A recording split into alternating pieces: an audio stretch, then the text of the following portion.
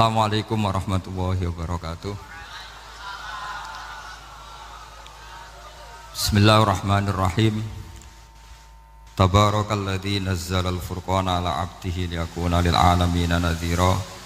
Allahumma shalli wa sallim ala sayyidina Maulana Muhammadin wa ala alihi wa sahbihi asma'in, nama ba'du. Yang sangat kula hormati keluarga besar Raden Asnawi sedanten mawon, mulai Gus Hafid bin Ni'am bin Zuhri bin Raden Asnawi sedanten keluarga santri. Terus kula matur nuwun sangat jenengan hormat teng Raden Asnawi. Beliau sekarang generasi keempat ya, wonten sing generasi ketiga. Nasab kula kepanggih Raden Asnawi teng Asnawi sepuh. Terus Mbah Raden Asnawi gadah bah namine Abdullah Husnen, terus Ibu Ayu Sofiyah niku binti Asnawi sepuh. Kula buyut kula kandung damaran niku Hafsah binti Maksum bin Soleh bin Asnawi sepuh.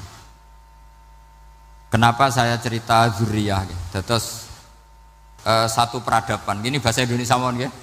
Barsane gaul. Satu peradaban itu yang bisa bangun itu zuriyah. Zuriyah itu komunitas gen. Meskipun nanti komunitas gen itu bisa disadap atau dibajak oleh orang-orang yang tidak gen, jadi agak ilegal tapi itu sah. Karena sampean bisa misalnya kalah nasab sama saya, misalnya bilang nanti ketemu di Nabi Adam saja Gus gitu. Nanti pasti kita ketemu di siapa? Nabi Adam. Terus kedua, kekalahan nasab itu udah abadi, karena nanti setelah jenengan ditanya di kuburan, bapak kamu siapa? Itu disuruh jawab Nabi siapa? Ibrahim. Terus kekalahan nasab sampean nanti berakhir di kuburan, karena nanti dijawab siapa bapak kamu, disuruh jawab siapa? Nabi Ibrahim. Jadi yang punya bapak Karmen apa itu sudah selesai, sudah nggak dipakai lagi. Nanti pakai siapa? Nabi siapa? Ibrahim. Nah, kenapa saya cerita bahwa nasab gen itu akan disatukan oleh satu visi ilmiah yang objektif. Gini ku dawe Nabi Yusuf, wattaba'tu millata abai Ibrahim wa Ishaq wa Ya'qub. Terus dawe Nabi Yusuf, maka nalana an nusyrika billahi min syai'. Jadi saya ngikuti leluhur saya. Ini dengerin ya, saya ngikuti leluhur saya, yaitu Nabi Ya'qub bin Ishaq bin Ibrahim. Leluhur saya itu siapa? Maka nalana an nusyrika billahi min syai', yaitu keluarga besar yang tidak pernah melakukan kemusyrikan. Ya, keluarga besar kami punya tradisi tidak pernah melakukan kemusyrikan. Dan bahkan itu dibahasakan tidak mungkin kita ini melakukan kemusyrikan. Maka nalana itu kira-kira kalau bahasa Indonesia itu kita ini tidak mungkin melakukan kemusyrikan.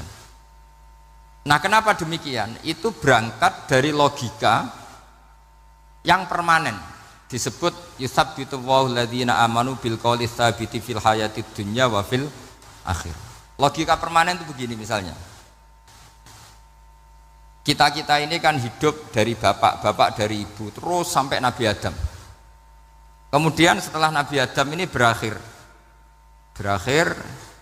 kemudian kita mau tidak mau berpikir Nabi Adam itu siapa? Terus diterangkan ternyata Nabi Adam itu satu makhluk hidup yang mulanya dari tanah, lewat wahyu Allah, lewat titah Allah kun, kemudian jadi manusia yang bernama Adam. Sebelum Adam ada bumi, ada langit, ada cakrawala, macam-macam. Kemudian itu kita rumuskan lagi, asal usulnya adalah tidak ada, adamiyun makhdun. Akhirnya kita tahu bahwa alam raya ini diwujudkan setelah dari tidak ada. Nah, tentu terus kita berpikir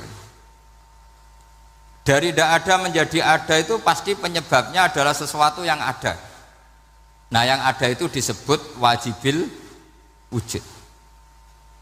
Karena wajibil wujud ini wujud sendiri, nggak ada saingannya, karena Allahu wala syai'amahu, Allah ada dan tidak ada pesaingnya. Maka kita ini berpikir nggak mungkin ada kekuatan manapun yang menyamai Allah. Sehingga nggak ada Yesus mungkin menyamai Allah, nggak ada Fir'aun, nggak ada Lata, nggak ada Uzza. Makanya disebut maka nalana an nusyrika billahi min syai'. Kita ini tidak mungkin melakukan kemusyrikan. Sama ndak usah tanya saya, Gus, tapi orang menjadi musyrik itu kan mungkin. Jawabannya itu tetap nggak mungkin. Kemusyrikan itu satu teori yang nggak mungkin. Tapi kalau orang musyrik itu mungkin. Memang akan dilibat.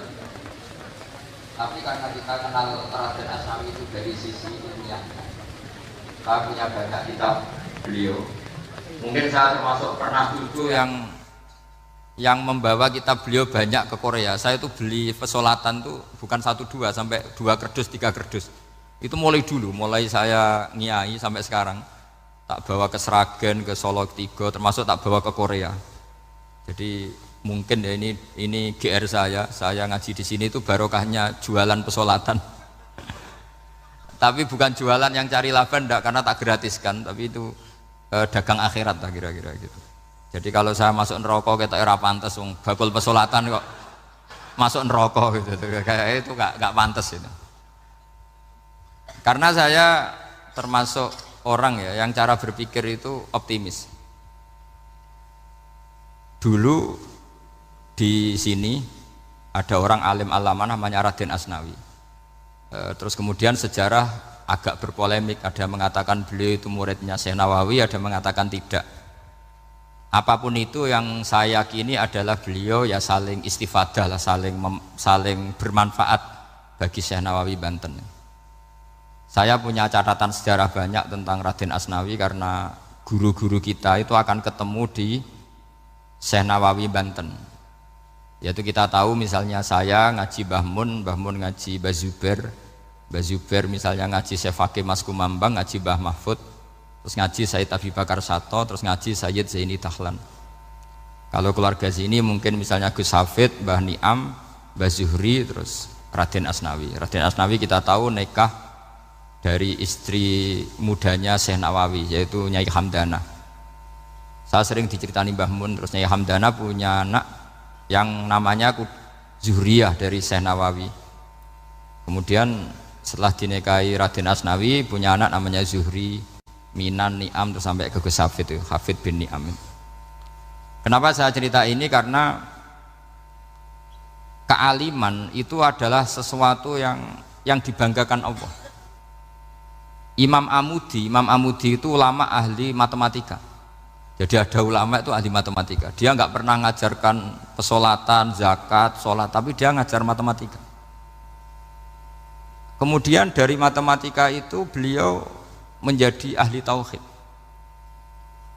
Sehingga nanti Mungkar Nakir itu nggak akan tanya dia marabbuka wa manabuka, karena dia punya rencana. Yang ngajar tauhid itu saya, kata. Jadi kalau dia malaikat marabbuka, pangeran kamu itu siapa? Malaikat malah dilawan. Kamu pernah ngajar tauhid? Saya ini guru tauhid. Singkat cerita, saking keramatnya Imam Amudi, kata Allah, ya Amudi, presentasikan ilmu tauhid yang lewat jalur matematika ke semua malaikat saya. Semua malaikat saya tahu cara berpikir matematis. Karena malaikat itu imannya itu iman mauhibah, karena dia malaikat, ya iman karena tahu neraka, tahu surga, terus dia iman. Kalau kita enggak, kita iman tuh pakai logika, jadi lebih keren. Loh betul. Malaikat itu ketika bangga, ya Allah, apa ada orang yang imannya di atas kita? Jawabnya Allah ada. Siapa? Ya orang-orang kudus, kata Allah gitu. Kira-kira gitu. Kenapa? Ya betul. Karena kamu iman saya itu wajar, kamu tahu saya, tapi mereka nggak tahu saya tapi iman. Kenapa bisa iman ya Allah? Karena mereka punya logika, punya akal. Akhirnya Imam Amudi disuruh sama Allah presentasikan logika tauhid kamu lewat jalur matematika. Malaikat disuruh dengerin semua, isma'u ya malaikati, ini mimpinya wali. Terus Imam Amudi mulai mengajarkan nisbatul isnaini ilal wahid wa nisbatus salasa wal arba'ah ila ma nihayatalah, niku binisbatin wahidah, yaitu far'un minal asli wa huwa al wahid. Mbok angka sebanyak apapun 2, 3, 4 sampai 1 miliar itu nisbatnya ke angka 1 adalah nisbatul far'i ilal asli. Semuanya berasal dari 1. Maka hadhil awalim atau hadal alam ila ma la nihayata lahu, tetap semuanya ini cabang dari satu, yaitu wujud dari satu, yaitu Allah Subhanahu wa ta'ala. Sehingga semenjak itu ditiru sekian ulama. Akhirnya malaikatnya mantuk karena kepastian kalau Allah satu yang diyakini malaikat itu sepasti logika yang dibangun orang-orang manusia ini, padahal tidak ngerti Allah Subhanahu wa ta'ala karena pakai akal. Sehingga di pondok itu orang harus ngerti mantek. Orang mantek itu ilmu yang jelimet tapi menyenangkan. Biasanya sing sinau ambek rokokan, sawangannya kayak filosof. Jadi paling enggak agak paham dia alasan. Sementing nikmati rokok, tapi pikir nikmati pemikirannya, ternyata nikmati rokok. Kayak kemarin saya datang ke resepsinya Gus Agil, saya itu tertawa terus karena dengerin Habib Mutahar. Saya membaca bahayanya rokok, setelah tahu bahayanya saya berhenti membaca. Tak pikir itu kan setelah tahu bahayanya saya berhenti merokok, ternyata enggak. Saya baca bahayanya apa? Merokok. Setelah saya baca, maka saya berhenti membaca gitu. Bukan berhenti merokok. Itu ilmu kelas tinggi seperti itu harus mantap. Pernah beliau ditegur dokter, "Beb, kalau rokok terus nanti mati." "Tenang saja, saya masih bawa korek." Dikira itu kan orangnya yang mati, ternyata beliau enteng saja. "Santai aja dok, saya masih bawa korek." Jadi saya bukan nyarankan santai rokok, tapi orang rokok itu memang punya logikanya sendiri. Kalau Banafek Hajen itu masih pernah bahas saya juga, karena Banafek juga turunan Mbah Mutamakin. "Hak, rokok itu haram tau ora?" "Nak cara kula darani haram sepundi, Mbah?" "Lah iya, nak haram ya bener aku. Mulane tak obong, barang haram apike diobong."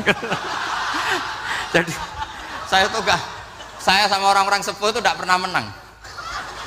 Jadi apa ya? Mereka itu orang yang sudah lama gimana ya? Mau dikatakan bulat itu ya, tapi memang nggak pernah kalah mereka. Ada satu kiai, masih misananya Banafek. "Ini rokok 2 katanya. Bagi yang nggak ngerokok berarti membiarkan 2 haram masih. Bagi yang merokok berarti mengurangi haram." Kalah lagi saya. Jadi saya tuh pernah dibully 2 mbah saya, karena 2 mbah saya ini rokok semua. Akhirnya saya sing nom ngalah gitu, karena saya tidak mungkin bilang sing waras ngalah karena kalah sepuh gitu. Jadi ya sudah, mau tidak mau harus bilang sing nom kalah. Tapi yang penting itu kita mendengar. Jadi ternyata sepinter-pinternya kita itu mesti kalah pinter sama yang sepuh-sepuh itu. Jadi kalau tahu bahayanya rokok lewat membaca ya harus berhenti merokok. Berhenti membaca katanya. Nah, malaikat ini cerita lagi malaikat. Saya memang dari awal niat hormat Raden Asnawi karena buyut-buyut beliau itu ketemu di buyut saya. Saya ini turunan Mbak Asnawi sepuh. Terus cuma buyut saya itu nikah Lasem, terus saya keceluk cucunya keluarga Lasem. Sebenarnya saya juga cucu Kudus. Tapi terus alhamdulillah sekarang kembali karena buyut saya menyuruh saya ngajar di Damaran, terus sampai sekarang saya ngajar di Damaran. Tapi buyut saya itu masih lahir di Damaran. Namanya Mbah Hafsah, itu Hamsah binti Maksum bin Soleh bin Asnawi sepuh. Sama seperti nasab di sini Raden Asnawi, Mbah Abdul Husnan, terus Nyai Ayu Sofiyah, terus Mbah Raden Asnawi. Saya mau cerita, jadi ilmu itu lebih keren kita. Sehingga Rasulullah SAW pernah ngendikan, "Saya ini rindu sekali li ikhwani." Kata Nabi itu ikhwani. Kata sahabat bilang, "Alasna ikhwanaka ya Rasulullah." "Bukankah kita ini saudara kamu, saudara engkau ya Rasulullah?" "Tidak, antum ashabi, kamu itu sahabat saya." "Siapa teman-teman kamu itu ya Rasulullah?" "Yaitu kaumun yang tidak melihat saya kemudian iman kepada saya." Jadi mereka seperti kita semua di Kudus ini tidak melihat Rasulullah SAW, tapi iman sama Nabi. Dan ketika malaikat yubahi bikum malaika, Allah bangga dengan malaikatnya, membanggakan kita. Sampai malaikat tuh sentimen, "Kok bisa ya Allah?" Ya karena tadi, kamu iman sama saya wajar, karena kamu melihat surga, melihat neraka, melihat aras. Sementara orang Kudus coba ngelihat apa? Paling simpang 5, apa simpang 7 itu. Tapi imannya nggak kalah dengan malaikat. Kenapa nggak kalah? Karena tadi kita diajarkan bahwa nisbatul isnaini wassalasah wal arba'ah ila ma la nihayata laha itu sama-sama nisbatul far'i ilal asli, Tetap yang asli adalah angka 1. Jadi nggak mungkin aslu hadhil asya nggak dari Allah itu, nggak mungkin. Tetap dari zat yang satu. Kemudian tentu ini bukan nisbatul walad ilal walid, anak ke bapak tentu enggak, tapi nisbatul khaliq sama makhluk. Tapi apapun itu pasti satu. Sehingga Imam Amudi akhirnya masuk surga lewat jalur itu, tidak usah lewat pertanyaan man rabbuka wa man nuka. Kelasnya disuruh ngajar malaikat. Saya punya rencana jadi pengajar malaikat nanti itu kan. Jadi orang-orang kudus yang dapat barokahnya Raden Asnawi nanti jangan mau kalau ditanya man rabbuka wa man nuka. Kelasnya itu harus apa? Jadi gurunya malaikat. Karena bapak kita Nabi Adam itu keren. Nabi Adam itu adalah orang yang disuruh Allah dipresentasikan, dibanggakan Allah di depan para malaikat. Ketika ada malaikat yang agak hasut, tapi itu tidak malaikat papan atas, malaikat yang kebanyakan. Itu kan agak gak terima Nabi Adam jadi apa? Khalifah. Sampai malaikat ini usul ataj'alu fiha may yufsidu fiha wasfikut. Makanya kalau saya protes sama malaikat itu malaikat yang ini, bukan Jibril sama Israel. Kalau protes Israel bahaya, bisa dihabisin. Saya pernah ditanya seorang kiai, Gus jenengan gojlok malaikat kok berani? Ya karena malaikat yang jenis ini pernah gojlok Nabi siapa? Adam. Enggak percaya kalau Nabi Adam itu layak mimpin, sampai protes ataj'alu fiha may yufsidu fiha wasfikut dima. Tapi apa yang terjadi? Allah mengajarkan satu ilmu di Nabi Adam, kemudian disuruh meresentasikan. Qala ya Adamu ambihum bi asma'ihim. Adam, coba kamu presentasikan ilmu kamu. Setelah Nabi Adam fasih mempresentasikan ilmu, kata Allah, kamu bisa enggak sepinter Nabi Adam? Enggak bisa ya Allah. Makanya sudah saya bilang ini a'lamu malah. Saya lebih tahu siapa yang layak mimpin. Jadi layak mimpin itu pertama harus kuwatul ilm. Ilmunya itu harus kuat. Nanti saya akan cerita hubungannya Raden Asnawi dengan Syekh Nawawi. Apa itu hubungan teman, apa murid guru, itu memang masih jadi polemik sampai sekarang. Kalau saya ya keyakinan saling istifadah. Ini bahasa netral, tidak murid guru tapi saling apa? Istifadah.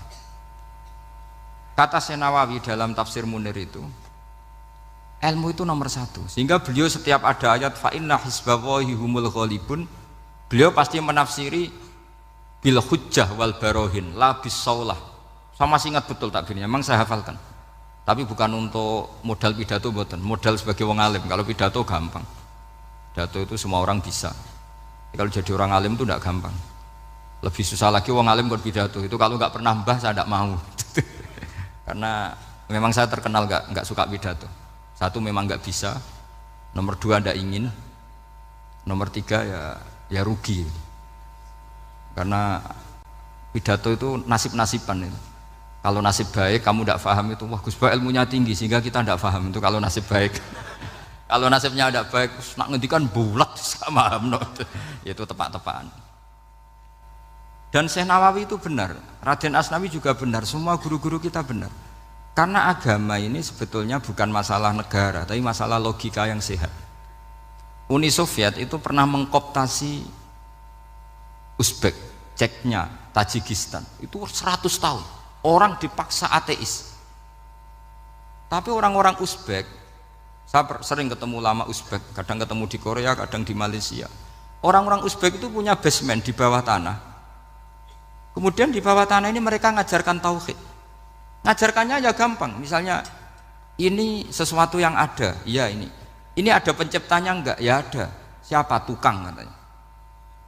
Yang penting itu enggak ada logika bahwa sesuatu yang ada disebabkan oleh ketiadaan. Lah orang komunis, orang ateis itu orang yang mengatakan alam ini didahului oleh nihilisme, oleh adamiyah. Masuk akal enggak sesuatu yang ada, penciptanya sesuatu yang tidak ada. Sehingga orang anak-anak Uni Soviet itu enggak pernah kepikiran membenarkan ateis, itu enggak pernah. Bareng Uni Soviet ada itu Glasnost Perestroika itu kemudian hancur, semuanya langsung menjadi negara Islam, termasuk Uzbek, Tajikistan, karena diajari ilmu, bahwa ilmu itu yang nggak pernah kalah oleh negara. Sehingga saking pedenya Rasulullah SAW ketika Sulhul Hudaybiyah, ini agak jelimet tapi gampang dicerna. Sulhul Hudaybiyah itu satu perjanjian yang semuanya merugikan Rasulullah. Yaitu kalau orang kafir masuk Islam disuruh mengembalikan ke kafir, karena kafir itu bagi mereka habitat, Islam itu hal yang baru. Tapi kalau orang Islam menjadi kafir, nggak boleh kembali Islam, berarti kembali ke habitat. Semua perjanjian itu merugikan. Sampai masyhur Sayyidina Umar protes ke Rasulullah, jenengan masih nabi. Itu kan ekstrim tanya. Jenengan sampai sekarang masih nabi? Ya, saya masih nabi. Kenapa tanya demikian? Karena semua perjanjian merugikan Islam, menguntungkan orang apakah? Kafir. Semua sahabat sebetulnya persis Sayyidina Umar protes, kecuali Abu Bakar. Lama-lama akhirnya di antara perjanjian itu berbunyi begini. Tapi saya minta satu hal. Orang boleh mendiskusikan Islam tanpa tekanan. Itu saja permintaan Nabi. Orang boleh mendiskusikan Islam secara bebas, tidak tertekan. Karena orang-orang kafir melihat itu hal yang biasa. Ya nggak masalah Muhammad.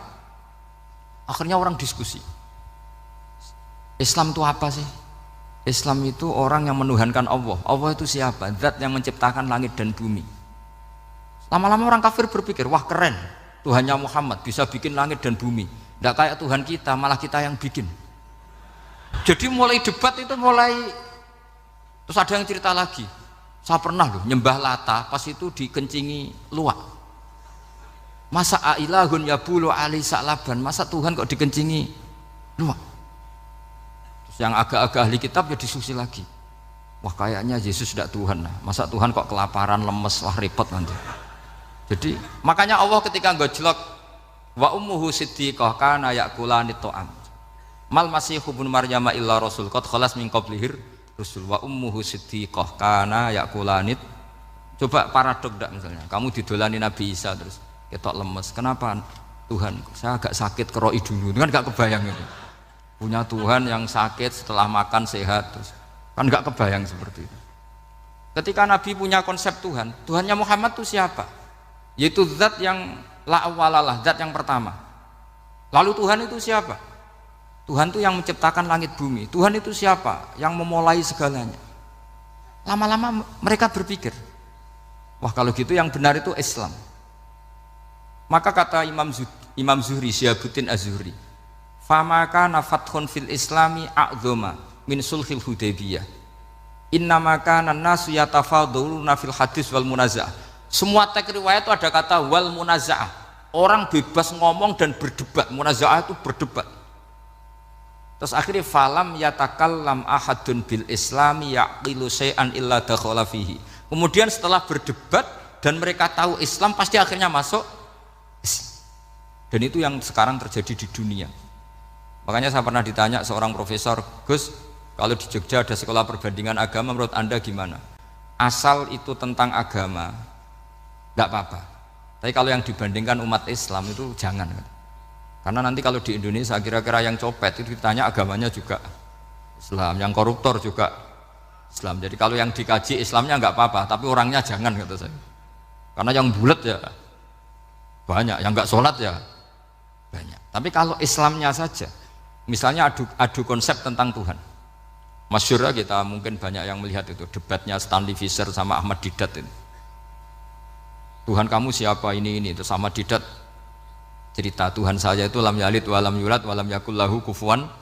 Itu spontan ada seorang mahasiswi bilang, sepertinya Tuhan Anda lebih menarik. Karena Tuhan Anda yang menciptakan langit bumi, yang Tuhan ini kok lahirnya sudah di bumi, masa lahir-lahir langsung jadi Tuhan. Jadi akhirnya falam yatakallam ahadun bil islam yaqilu syai'an illa dakhala fihi. Sehingga agama ini apa? Agama itu adalah kalimat tauhid. Kalimat itu apa? Logika yang terbangun. Nah, ketika logika itu terbangun, maka disebut yusabbitu Allahu alladzina amanu bil qaulis tsabit fil hayatid dunya wa fil akhirah. Allah itu akan menetapkan satu kaul, satu presentasi ilmiah atau satu kesimpulan ilmiah. Yang kesimpulan itu nyata benarnya. Dan ini akan nyata terus baik di kehidupan dunia maupun kehidupan apa? Akhirat. Seperti Allah sebagai Tuhan. Itu akan nyata terus. Di dunia Allah ya Tuhan, nanti di akhirat juga Tuhan. Tapi Tuhan selain Allah, maka menjadi Tuhan ini nunggu ada yang menuhankan. Misalnya Fir'aun, itu jadi Tuhan karena ada yang menuhankan. Sekali dia mati, dia sudah aset wisata, bukan Tuhan lagi. Makanya gojlokannya orang ulama Arab, kalau ketemu ulama Mesir, kalau gojlokan itu lucu. orang Arab, ada Abu Jahal, Abu Lahab, penggaweane ngusir Nabi gitu. Itu gejolokannya ulama Mesir. Kata ulama Arab, kamu gayanya benci Fir'aun, tapi rizki kamu dari wisata melihat Fir'aun katanya.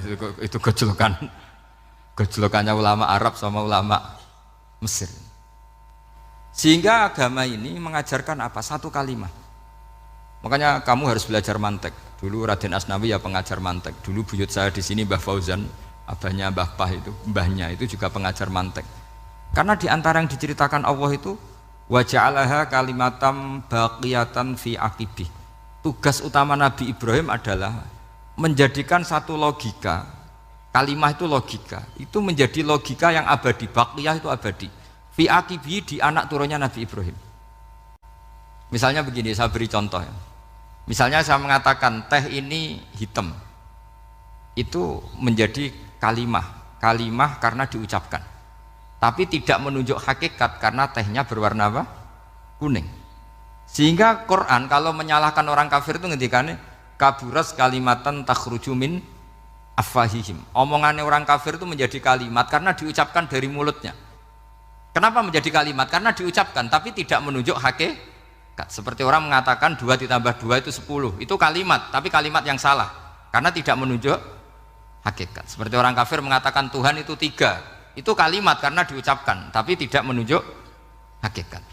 Tapi ketika seseorang mengatakan Allah itu Tuhan, Tuhan itu satu, itu disebut kalimatu haqqin 'alaiha nahya wa 'alaiha namut. Temriki tahlilane wa 'alaiha napa wa biha? Wa 'alaiha napa wa biha? Waliha ya, ada yang tahlilan wabiyah, itu nggak tahu sanatnya dari mana, pokoknya ada yang waliha, ada yang biha.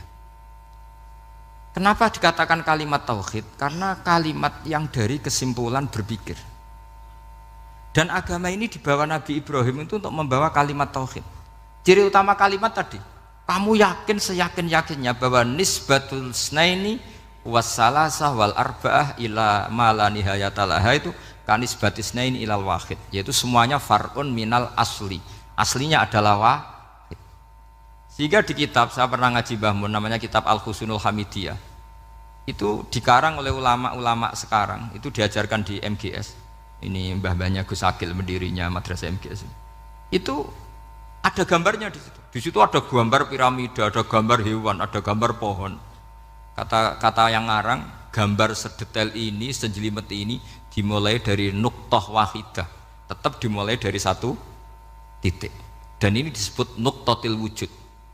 Jadi orang kudus sebanyak ini tetap dimulai dari satu orang, yaitu Adam. Adam dimulai dari ketiadaan. Lalu siapa al-mujid? Pewujudnya siapa? Hanya Allah Subhanahu wa ta'ala. Sehingga ulama-ulama termasuk Syekh Nawawi itu paling suka ngendikan semua makna Quran dikumpulkan di Fatihah, Fatihah dikumpulkan di Bismillah, Bismillah dikumpulkan di ba, karena di ba itu ada titik nuktotil wujud, yaitu disingkat bi kana makana wa bi yakunu ma yakun. Karena saya, kata Allah, semuanya akan ada, dan karena saya yang enggak ada, semuanya suatu saat ada. Disebut nuktotil wujud. Nah, kita meyakini kalau Allah satu itu seyakin-yakinnya, karena enggak mungkin angka enggak dimulai dari angka satu. Begitu juga gambar seapapun julumete. Misalnya sampean gambar zaman saya kecil, gambar paling favorit itu apa? Kambing bertarung. Itu gambarnya kan susah. Daripada gambar kambing bertarung susah terus dibikin kotak saja, tembok. Kalau tanya gurunya, gambarnya mana? Di belakang tembok, Bu. Ini itu dulu saya diwarai anak-anak nakal ya. Jadi semua satu gambar itu disuruh gambar harimau, yang satu disuruh gambar kambing bentrok, yang satu disuruh gambar matahari, semuanya kotak semua. Ini itu, Bu, gambarnya di belakang apa? Tembok, maka nggak kelihatan kata. Jadi gurunya kalah cerdas. Yang guru itu sebenarnya nggak pernah menang, karena murid itu lebih pinter. Itu teman saya dulu kalau ngaji itu, kalau tes itu ngerpek, baca. Gurunya marah, kamu tes kok baca? Enggak ngerpek, Bu, ini belajar di kelas. Katanya belajar kapan saja di mana saja. Acuh. Jadi apa ya, orang itu kadang yang salah itu lebih masuk akal kadang-kadang ini. Saya teruskan ya supaya ini dapat barokahnya Raden Asnawi. Saya mohon sekali ya, kalimat haqqin itu harus kamu jaga. Caranya jaga ya tadi, Kalau kamu tidak bisa ilmu mantek, misalnya al-alam mutaghayyir wa kullu mutaghayyir hadis la budda min muhdits, itu kenjelimetan. Pakai saja teori umum bahwa gambar apapun jelimetnya itu dimulai dari satu titik. Karena nggak bisa, nggak dimulai dari satu titik, nggak bisa. Maka alam apapun jumlahnya nggak terhingga tetap dimulai dari al-wahidul qahar, yaitu satu titik. Yaitu dalam konteks tauhid tentu itu Allah Subhanahu wa ta'ala. Sehingga Nabi Ibrahim itu orang paling sukses bikin waja'alaha kalimatam baqiyatan fi aqibi. Terus Nabi Muhammad begitu, sahabat gitu, sampai kita sekarang diajari ilmu mantek. Ilmu mantek itu logika yang nggak terbantahkan. Karena mau tidak mau. Kata Imam Syafi'i, fa innal uqula muttarratun ila qabulil haq, karena akal akan dipaksa menerima kebenaran. Dan itu yang terjadi di Uni Soviet. Dikooptasi 100 tahun untuk berfaham ateis, dilawan oleh ilmu, tetap menanamkan ilmu tauhid, ilmu mantek. Ketika Uni Soviet secara politik runtuh, semuanya menjadi muslim, termasuk negara-negara yang dulu dikooptasi. Maka kamu tidak usah kecil hati di Indonesia, apapun rusaknya negara ini, asal kita cara bertauhid benar, insya Allah tetap meninggal husnul khotimah. Karena sudah janjinya Allah, yusabbitu walladzina amanu bil qaulits tsabit. Sing jelas itu nomor satu tuh al qaulits tsabit. Memang itu logika yang masuk akal. Jadi jangan kira semua orang ditanya amar rabbuka, enggak. Banyak ulama yang enggak ditanya. Masyhur itu dalam cerita keramat-keramat. Ada guru tauhid ngajarin tauhid. Setelah ditanya mungkar nakir, Imam Malik datang. Kamu nanya ini, man rabbuka man nabiyuka, kamu tahu ini guru Umul Barohin yang tukang ngaji tauhid. Guru tauhid kok ditanya apa? Tauhid. Malaikatnya enggak jadi tanya. Dan saya percaya cerita-cerita seperti itu karena secara umum itu ala inna auliya Allahi la khaufun alaihim walahum yahzanun lahumul busyra fil hayatid dunya wa fil akhirah. Artinya kalau wali itu kok ditanya mungkar nakir berarti ngalami ketakutan. Karena di situ kan digambarkan mungkar nakir itu sewangar, bawa godam. Terus kalau yang tanya nggak bisa dipukul sampai ajur sak walang-walang. Pokoknya ceritanya kan seru seperti itu. Berarti kalau betul begitu terus ayat la khaufun alaihim walahum yahzanun kayak apa? Makanya dalam kitab Nasoihul Ibad itu ada cerita ini. Sampean boleh nggak sependapat dengan saya, tapi semoga nasib sampean nanti digebuki malaikat. Karena orang itu akan mengalami seperti yang dirasakan. Ana indadzoni abdibi. Saya tidak bayangkan akan mengalami itu. Makanya saya ini ngajar tauhid terus. Paling tidak kalau ditanya marbuka mana buka, sampean tahu profesi saya. Saya ini pengajar tauhid. Dan biji saya 9. Dulu saya di MGS, kalau ada teman bijinya tauhid kok 4, terus gak ahli swarga, tauhidnya jeblok. Dari kalau bijinya 4 terus gak ahli swarga, tauhidnya apa? Jeblok. Tapi yang bijinya 9, ya ahli swarga, tauhidnya itu. Saya dulu bijinya 9. Terus 9 terus sampai tamat. Karena nggak ada biji 10. Karena kalau 10 itu kan terlalu sempurna, nggak baik lah manusia kok sempurna gitu. Jadi sudah 9 aja kan gitu. Tapi sebetulnya pantasnya ya dapat 10. Mergo saake, mergo tenan enggak tahu saya. Di Nasoihul Ibad itu ada cerita gini dan saya percaya itu. Di sarahnya itu. Juga di sarah apa itu yang di sarah Syekh Nawawi itu. Pokoknya saya kalau ingat Raden Asnawi pasti ingat Syekh Nawawi. Saya tidak memastikan apa murid guru apa saling istifadah, yang jelas itu teman dekat, teman fil ilm. Sayyidina Ali itu pernah minta kasaf sama Allah. Saya percaya tidak semua orang alami marbuka ditanya itu. Ya Allah, saya minta kasaf itu ngerti alam gaib. Ingin tahu Umar. Jadi diam-diam Sayyidina Ali itu ya mangkal sama Sayyidina. Wong kok keras ngono. Angger wong kok tahu disentak. Jajal wani nyentak malaikat ora itu kata Sayyidina. Jadi dia minta kasaf karena kenangannya dia melihat Umar itu semua orang pernah disentak sama Sayyidina Umar itu. Maka Sayyidina Ali minta kasaf. Ya Allah, saya ingin melihat Umar menghadapi mungkar nakir. Masih garangkah apa enggak? Itu dah itu minta kasaf. Pas kasaf beliau bangun dari kubur, duduk, dilihat sama Sayyidina Ali ini ngalami kasaf. Sama ndak usah tanya, ndak wali kok tanya, ya sudah pokoknya percaya aja. Akhirnya malaikat mungkar nakir datang. Itu di situ digambarkan matanya itu kalkidril mughalla, kayak apa itu panci yang dibakar. Wah, wow, seru. Seneng Sayyidina Ali. Baru ini kamu akan takut gitu. Tapi ternyata enggak. Umar bangkit disewentak orang tua itu. Kamu tahu menghadapi siapa? Yang sopan. Oh, ada sontak. Kok kaget malaikatnya itu karena enggak pernah ngalami disentak. Mungkin itu pertama. Aku kaget. Memangnya kamu siapa? Saya ini teman kekasih Tuhanmu. Saya yang diandalkan temannya sebenarnya bukan dia. Ana sohibu habibillah. Saya ini temannya kekasihnya Allah. Jadi dia ngandalkan temannya sebetulnya bukan ngandalkan dirinya. Oh kamu temannya Nabi Muhammad? Iya saya Umar temannya Nabi Muhammad. Kamu harus hormat sama temannya kekasih Allah. Wah terus semulai itu. Akhirnya matur Allah. Ya Allah, apakah prosedur seperti ini bisa dinego? Terus sama Allah. Oh iya katanya. Kamu kalau menghadapi kekasih saya jangan seperti itu katanya. Semenjak itu beliau sopan santun dua mungkar nakir katanya. Jadi ini berita gembira. Jadi sebetulnya itu enggak. Tapi kita ini kan enggak punya nyali nyentak mungkar nakir. Semoga dengan gelar kita doktor tafsir, doktor tauhid gitu. Atau paling enggak guru kutsiyah tauhid gitu. Atau siswa terbaik dalam materi tauhid. Itu harus kamu bawa status. Jadi sehingga nanti ini saya ranking 1 tauhid, masa masih ditanya marbuka waman nabiuka. Dan itu menurut saya sah.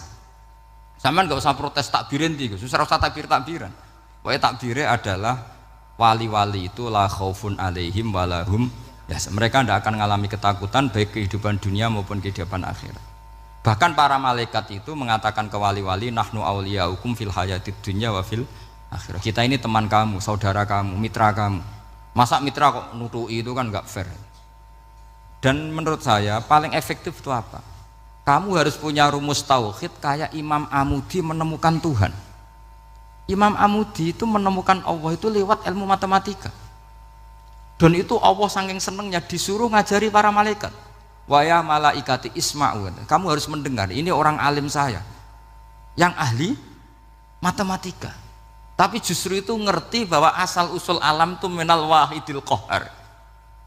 Dari zat yang satu. Akhirnya Imam Amudi mulai ngajar tuh. Nisbatus naini wassalah sawal arba'ah ila ma nihayatalaha iku kabeh iku far'ul wahid. Akhirnya malaikat mantuk-mantuk. Nah, iman seperti itu akan setingkat keyakinannya dan keakurasiannya sama dengan imannya para malaikat. Makanya Nabi ngendikan tubaliman amanabi walam yaroni. Sebagian riwayat disebut sab amarot. Nabi ngendikan sampai 7 kali. Benar-benar keren orang yang tidak melihat saya kemudian iman kepada apa yang bisa menemukan itu? Hanya akal. Misalnya contoh paling gampang ya yang dialami para ulama. Ya saya ulang lagi yang dialami para ulama. Ketika menemukan ilmu ya yang menjadikan mereka mahabbah Rasulullah Shallallahu Alaihi Wasallam. Nabi itu paling suka itu sholat. Nabi itu paling senang sama sholat. Wa qurratu aini fi sholat. Terus beliau ngendikan as-sholatu imaduddin. Terus beliau kalau muji sholat itu sundul langit. Sampai beliau kalau banyak masalah itu bilang ke Bilal, arikhna ya Bilal, saya kasih istirahat. Itu maknanya mau sholat. Semuanya sholat. Pertanyaannya adalah, apakah mungkin seorang raja yang ambisi jadi raja, kemudian yang dikampanyakan adalah orang supaya sholat? Tentu kalau Nabi seorang raja, beliau akan kampanye gimana?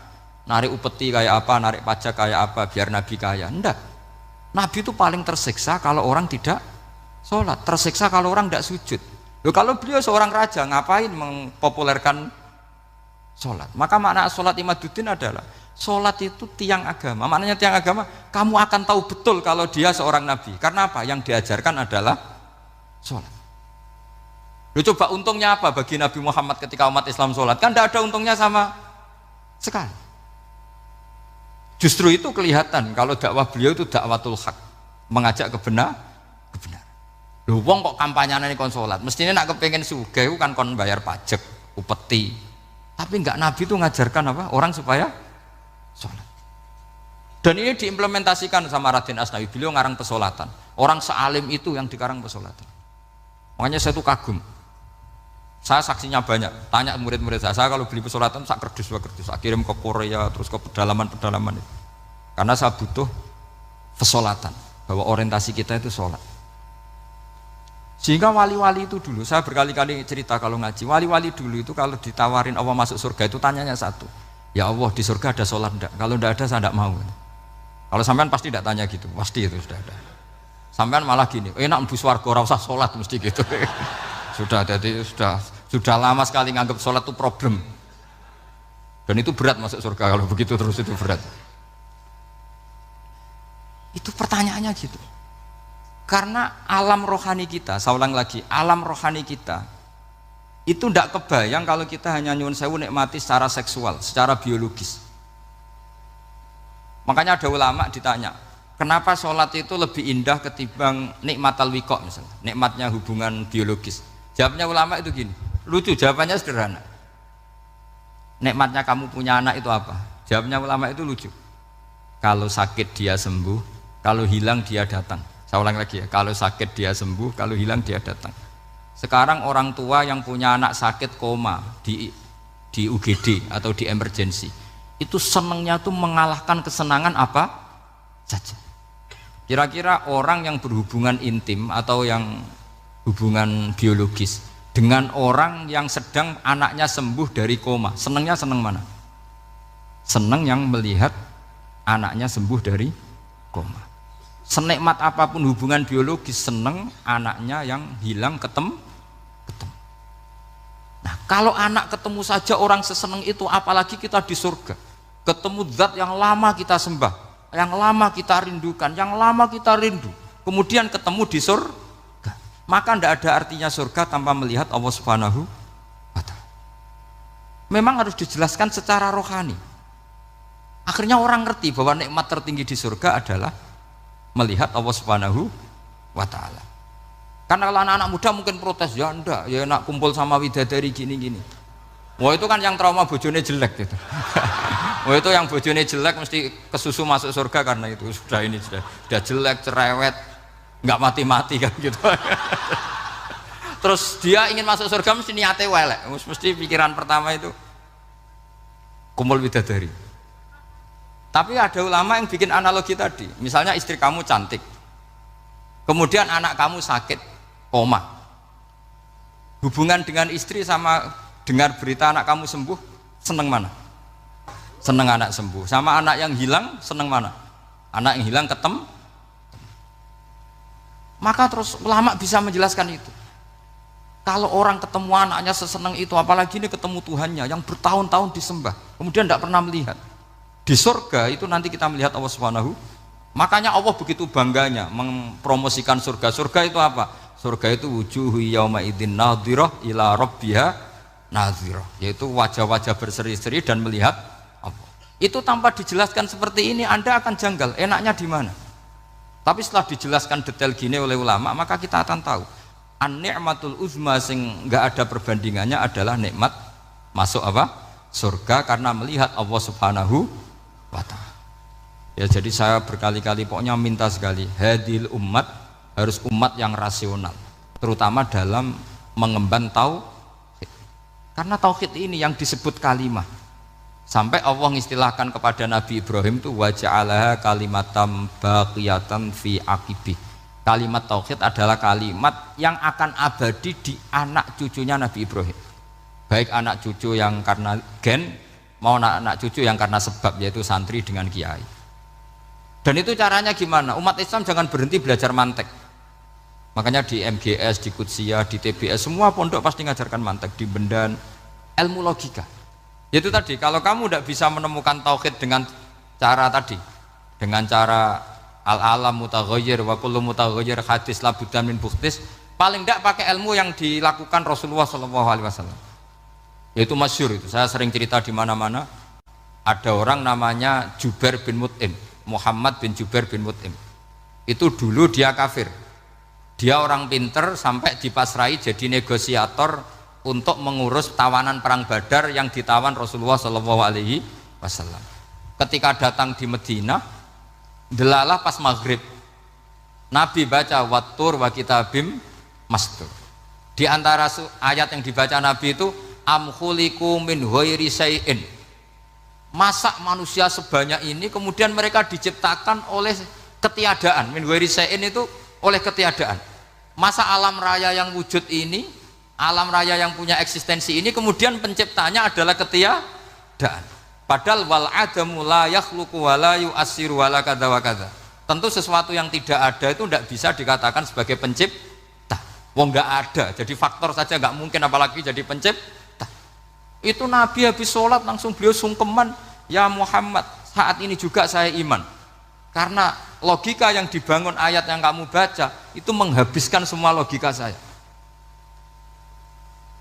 Intinya logika tauhid itu akan mengalahkan semua teori non tauhid. Itu yang disebut bal naqdhifu bil haqqi 'alal batili fayadmaghuhu fa idza huwa zahid. Kebenaran tauhid itu akan menghancurkan kekuatan apa saja. Fayadmaghuhu itu di tafsir Tobari disebut dorbatan tasujud dimah. Satu pukulan sing sampai menjadikan otak itu hancur. Makanya disebut damagho, dimah itu maknanya otak. Maka kamu tidak usah khawatir kalau Islam didiskusikan di Uni Soviet, didiskusikan di Kanada, didiskusikan di Korea, pasti kalimat tauhid akan mengalahkan kalimatul batil. Pasti ja'al haqqu wa zahaqal batil, innal batila kana zahuq. Tapi syaratnya kita harus kuat. Makanya saya ini senang sekali yang namanya ngaji itu, saya senang. Karena saya tadi bercita-cita ingin jadi dosen setelah mati. Karena di dunia sudah tidak jadi apa? Dosen. Saya ingin seperti Imam Amudi. Pertama ketemu Allah, beliau disuruh ngajar malaikat tentang ilmu apa? Matematika yang mengarah ke tauhid. Jadi diajarkan, kamu tahu angka 2, angka 3, angka 4, semuanya bersumber dari angka 1. Berarti semuanya berawal dari 1. Gak tahu setelah itu malaikatnya dites lagi apa enggak, gak tahu. Pokoknya pas itu malaikat ya paham semua, oke. Kayak apa hebatnya umat Rasulullah Shallallahu Alaihi Wasallam? Karena akalnya kuat. Sehingga kita harus kuat. Sehingga kalimat yang benar disebut kalimatu haqqin 'alaiha nahya wa 'alaiha. Nah, kalimat yang salah disebut kaburat kalimatan takhruju min afwahim. Kalimat menjadi kalimat karena diucapkan, tapi tidak menunjuk hakikat. Kayak ini misalnya, ini tutup, ini putih, terus saya katakan hitam. Berarti saya mengatakan ini hitam sebagai kata-kata karena diucapkan, tapi tidak pernah menjadi hakikat karena hakikatnya ini putih. Itu hebatnya Quran. Makanya Quran kalau gue jelek orang kafir itu, disebut apa? Kaburas kalimatan takhruju min afwahim. Tapi untuk kalimat tauhid dikatakan apa? Yusabbitu wal ladzina amanu bil qaulits tsabit fil hayatid dunya wa fil akhirah. Sebagian disebutkan wa ja'alaha kalimatam baqiyah. Kenapa kalimat tauhid itu kalimat yang abadi? Karena Allah sebagai Tuhan di dunia juga sebagai Tuhan di akhirat, dan selalu Tuhan pada masa yang tidak terbatas. Itu disebut wa ja'alaha kalimatam baqiyah. Kemudian umatnya Nabi mengganti kalimat yang gampang. Allah punya sifat baqo, punya sifat akhir. Maksudnya akhir itu la akhirah. Terus semuanya yang faham ya alhamdulillah, yang enggak faham dikon ngapal wujud kidam baqo mukhalafatul hawadisi qiyamuhu binafsi wahdaniyat kudrat irodat. Wes paham. Lah kok sing rada alim terus roh bedane iki sifat ma'ani iki maknawiyah. Cara Mu'tazilah ngene, cara ahli sunnah ngene. Wah itu sudah kejlimetan bocah. Sementing pokoknya wujud kidam. Nah, kenapa yang pertama yang disebut wujud? Karena yang membedakan kita dengan faham ateisme itu ya sifat wujud, yaitu mereka mengatakan alam raya ini dimulai dari ketiadaan. Wah itu akal mana saja itu nggak bisa nerima, masa ketiadaan menciptakan sesuatu yang ada. Maka kata Ibnu Hajar al-Asqalani ketika mentafsirkan mensarai hadis salasun mangkunna fihi wajata halawatal iman. 3 hal ini kalau kamu faham maka menemukan manisnya iman. Manis itu enak. Terus kata Ibnu Hajar al-Asqalani, masih ingat betul dalam sarahnya Fathul Bari, wa yusamma inda ahlil aql, misalnya al-iltizat al-aqli. Agama ini mengajarkan kenyamanan cara berpikir. Coba kalau sampean seorang doktor atau seorang profesor atau seorang pinter, kemudian kamu dipaksa mengimani bahwa alam ini diciptakan oleh ketiadaan, itu bisa tidur gak? Oh tidak bisa tidur. Sampean misalnya orang pinter dididik di kampus atau dididik di pondok, alam ini yang wujud, yang menciptakan itu sesuatu yang tidak wujud, kamu bisa tidur tidak kira-kira? Ini guru apa? Ini sarap ini. Mosok hadil maujudat khalaqahal adam, sesuatu yang wujud diciptakan ketiadaan. Tapi agama ini membawa sesuatu yang menyenangkan untuk akal, yaitu hadhil maujudat khalaqaha wajibul wujud. Maujudat yang wujud ini diciptakan super maujud, yaitu oleh bahasa pondok disebut wajibul wujud. Kan terus seneng, wajar dong kalau sesuatu yang ada diciptakan oleh yang ada. Lah tentu ada pencipta, terus ada super, disebut wajibul wujud.